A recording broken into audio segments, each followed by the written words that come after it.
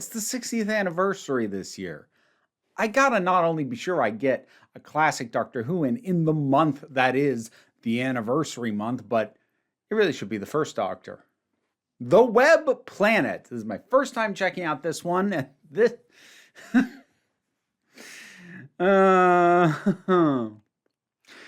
If there's a word for this one, I think the word would be adorable. Like, there was a lot of work put into this. You could tell between the sets and like the backgrounds, the matte paintings, and some of the model work with the TARDIS, the costumes. They put a lot of effort into this, but it has that adorable quality of going to see your kid in a school production that took on something way too ambitious for their budget and resources. So you've got especially the creatures. So you've got, I guess, 4 technically different kinds of creatures because of what shows up at the very end. But I think the most iconic are the Menoptera, which are kind of these moth people. They've got these wings, and they're all doing slightly pitched up voices. And like some of them are being performed by women, but like the men talking a little like this, and like I'm waving back and forth because they do too. Like I feel like the direction was like make it look like you're floating a little bit, and the result was the actors just standing there delivering their dialogue but doing this the whole time, and it's really cute. Or there's these giant ants, the Zarbi. That was it. The Zarbi. Like, it's actually not a bad build as far as like given the time, the amount of time they had, how many of these they had to make. Like the head, the carapace is not too bad, but then about halfway back is just 2 very human legs just sticking out of the middle of this thing and walking around. So it's like, I don't know, it's like a 2-person horse costume, but the costume doesn't extend to the legs and you just see people legs. It's again, it's adorable. I'm sort of going off of it, but the thing is, what is going to stick with me much more than the plot or anything else is the visual charm. It's charming. Like, if you feel like dismissing, just being like, I can't watch something that looks like this, like that, fine. That's fine. If you can't roll with it, you can't roll with it. If you can, it's really cute. And that is ultimately going to be my major takeaway from this. Plot-wise, we have the TARDIS land on this planet where it doesn't expect to be. The Doctor isn't sure what to make of it. The team splits up almost immediately. So this is a 6-parter. I feel like splitting the group as early as they did was part of padding it out, especially because they actually had one of them, Vicky, who, because Susan's left by this point, so they have Vicky now. I'm going to come back to her.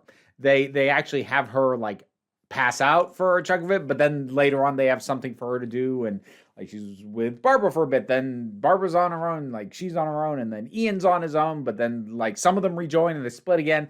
All the splitting up felt like a necessity of padding because the actual core narrative of this is pretty straightforward, although they do their darndest to sort of reveal it like layers being peeled off an onion, which that I actually consider to be one of the better ways to stretch out a story this simplistic, because ultimately what it amounts to was evil mind-controlling entity showed up here a little while back, took over one of the species that lives here, and is working on wiping out the rest.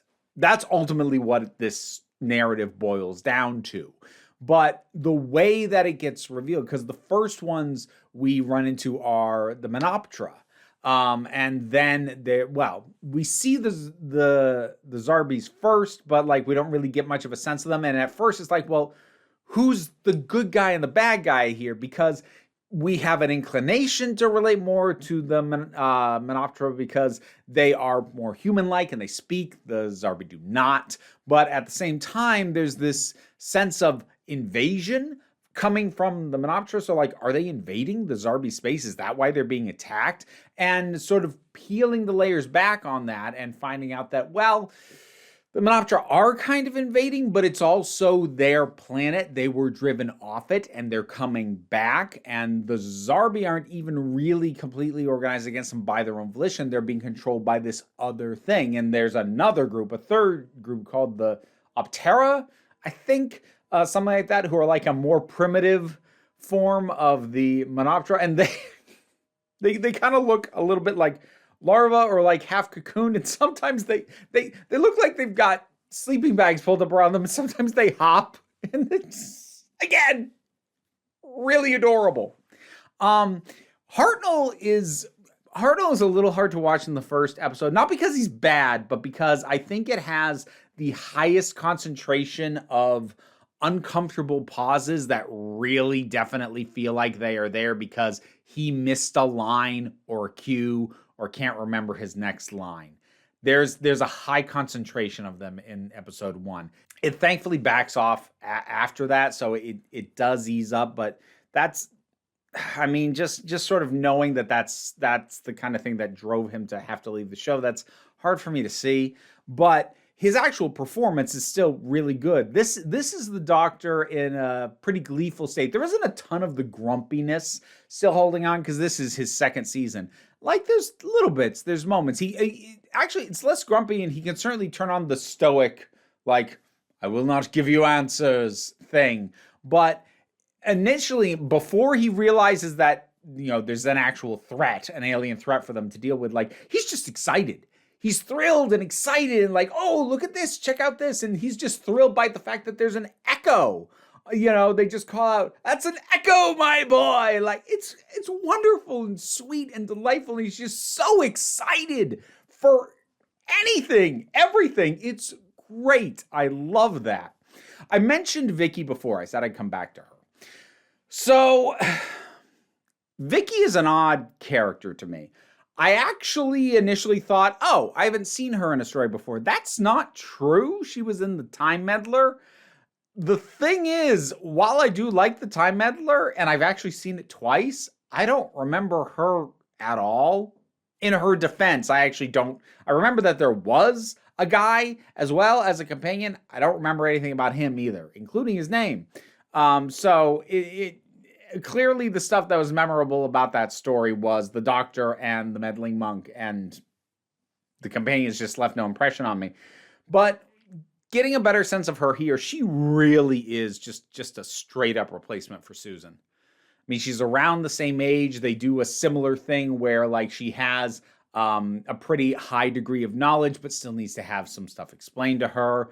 Like, just the way the Doctor interacts with her, it's almost straight 1-for-1 with how he would react to and talk to Susan. And it just makes it feel very weird.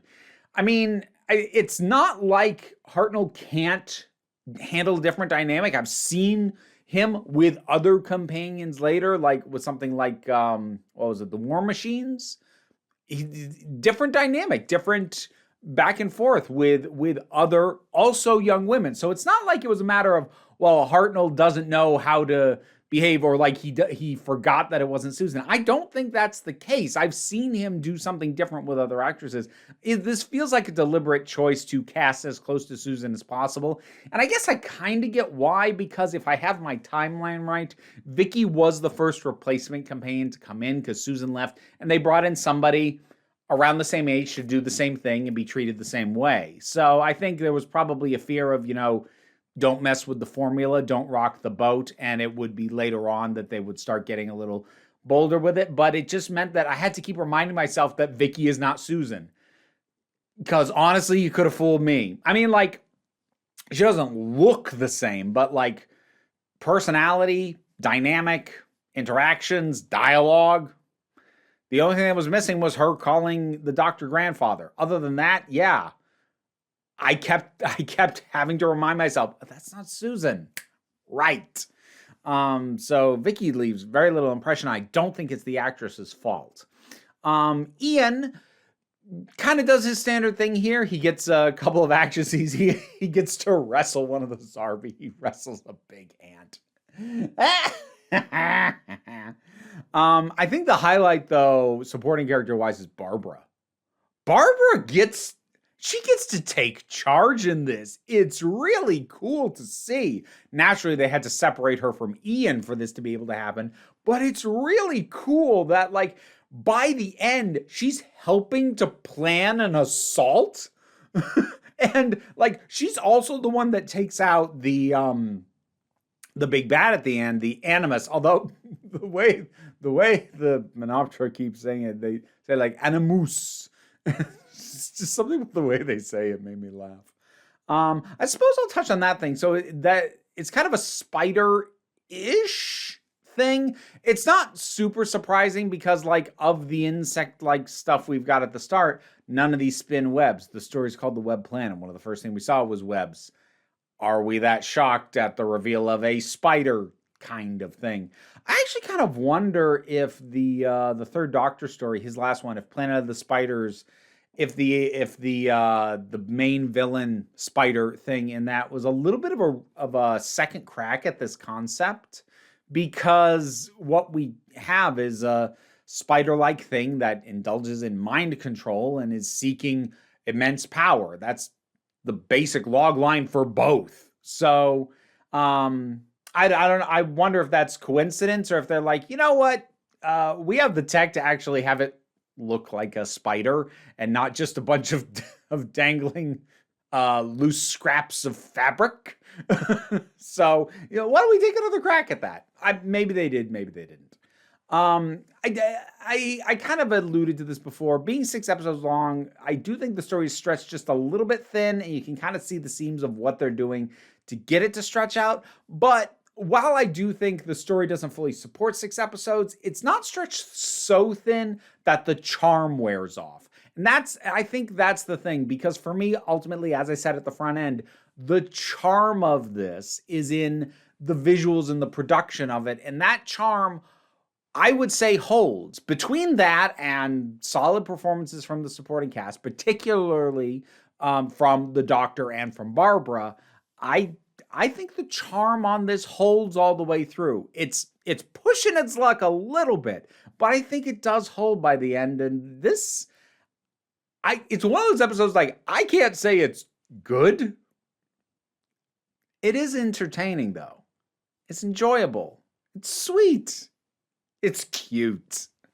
And maybe that's a condescending way to view a sci-fi story like this, especially when Doctor Who was capable of being much more than just cute. It could be thoughtful and provocative or profound, even in the first Doctor's era. I don't know. This one's cute, though. Let it have a cute episode. It's fine. The Web Planet. Have you seen it or rewatched it anytime lately? What'd you think about it? Whatever your thoughts are, drop something down in the comments and let's talk about it. Patreon pays the bills and enables me to do this as my living. Next month, we're going to be doing a Third Doctor story, and the patrons are going to vote on which one it is. So if you want to get involved in that, Patreon's the way to do it. Even if you can't support me that way, like, share, subscribe. Those all help me out. Don't worry too much about it, though. Take a relaxed attitude around here so you can come on back next time you need a break.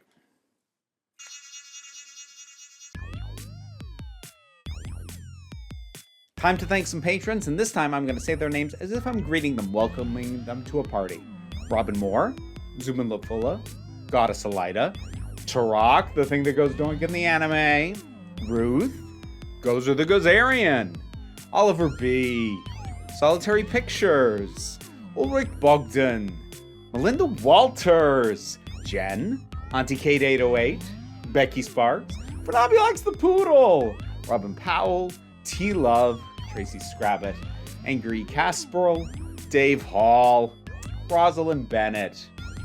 Have fun tonight, and thank you for your support. I don't know why I decided to do that this time, but I don't know. I'm having fun.